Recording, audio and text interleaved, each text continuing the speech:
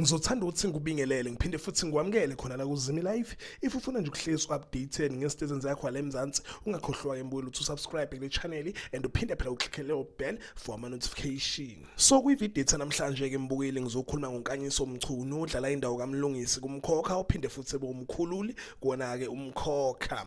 So kube nendaba ezibhlungu ke mbukeli ngiyakhipha futhi video ngiveza lapho ukuthi ke uMlungisi uyashiya ngempela ke kuMkhokha and even ama teaser uMkhokha confirmile ukuthi ke uMlungisi uyahamba kuMkhokha. Kube nemibuzo eminingi kwi-social media abantu bebuza ukuthi ke uMlungisi uMkhululi ngabe ke uzohamba kanjani kuMkhokha and futhi ke abanye abantu ade bebuza ukuthi ke ngabe uhambelani kuMkhokha kwenzakaleni ukuze ahambe. So ngizophendula ke mbukeli lembuzo kade ibuzwa abantu ukuthi ke kahle kahle uMlungisi uMkhululi uzohamba kanjani kuMkhokha. Kodwa ungahambe uyocheck enye ama video yami la ngikhuluma khona ngama teaser uMkhokha, ama teaser ke laphelele izinto kumele uyilindele kuyo ke lenyaka September kuwo ke uMkhokha. So ngijoya manje ngenza ukusummarize ukuthi kahle kahle uMkhululi uzohamba kanjani. So baveza ukuthi ke lapha kuma teaser uMkhululi ke noMlungisi uzothola ukuthi umfazi wakhe unokubonga ukhulelwe. Kuzothi kusenjalo ke besajabula ukuthi ke umfazi wakhe ukhulelwe uzobeke sefuna ukutshela ifamily yonke ukuthi kahle kahle phela unokubonga ukhulelwe. Kuzothi kusenjalo ke isithombe samkhululi